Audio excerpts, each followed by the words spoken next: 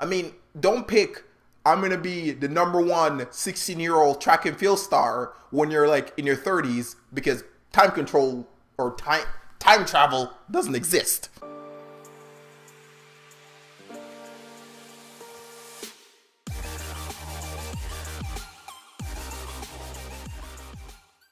Question of the day: what is one thing that you thought should have improved your life that actually ended up making it worse? I'm Marlon, and on this channel I share with you tips and strategies in ways that you can actually improve your life. Now, when you're entering the world of self-improvement, there are a few things that you need to watch yourself for so you don't fall into these bad habits. And one of the major ones is comparing yourself to the author. Now, a lot of these books, they all go through the process of explaining how they overcame their hardship and how they got to this point. There's a saying that don't compare yourself to someone's middle or their end. So don't compare yourself to them. Your main purpose of getting that book or going to that seminar or listening to that audiobook is to absorb information so you can apply it to your life. And that is how you should go into this. I am here to absorb information that will be beneficial to me. Yes, the author might be worth $3 million, $10 million, $6 billion. That is amazing for them. That is not your money, and you are not them. You are you. And what you need to do is say, oh, well, they got to this point. What can I absorb from them that will improve my situation right now? And I don't mean right now as in this week or this month. I mean physically that moment. What can you absorb that will start benefiting you the second you hear it? And I'll use an example. So one of the books that I've read had asked you a simple question: are you willing? And out of that whole book, that is the only thing I remembered. And what I do now past this point is when I'm having any hard situation, or if there's something I'm trying to do a choice on, I always ask myself, are you willing to deal with the consequences of not doing this? Or are you willing to go that extra mile? And I instantly started using that within my life. And that's what I recommend for you. If you're someone that uses calendars or schedules, put it on your calendar, put it on your schedule. The next thing is, it coincides with the comparison, feeling like you're not good enough. And it still goes with the whole comparison thing. A lot of these self-improvement books want you to set goals for yourself, which is good.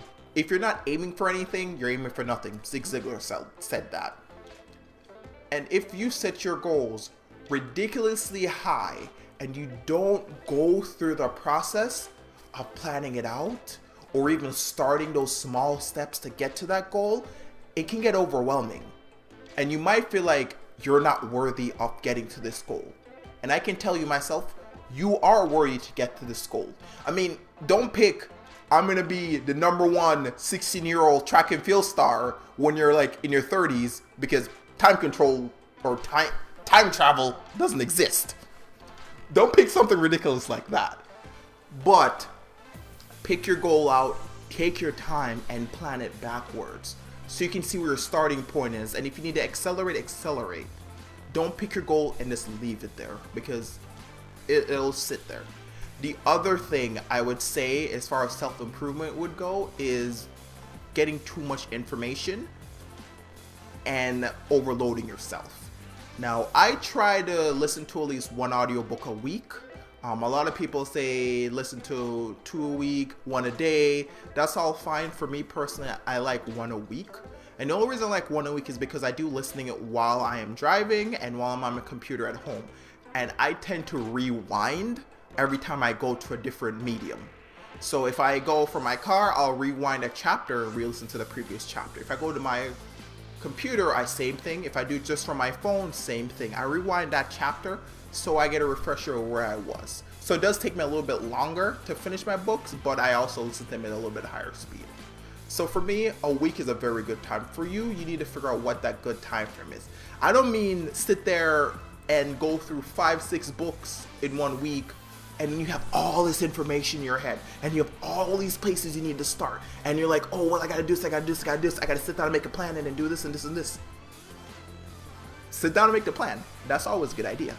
But try to limit the amount of information you get and start adding it on and adding it on. Because one thing you'll start to notice as you go through these self-improvement books, a lot of information is actually repeating. A lot of it will start to feel like review. And you have to make sure you take those little small snippets out of whatever self-improvement book you're doing and apply it to your life. So those are my 3 things I would actually end up saying to watch out for.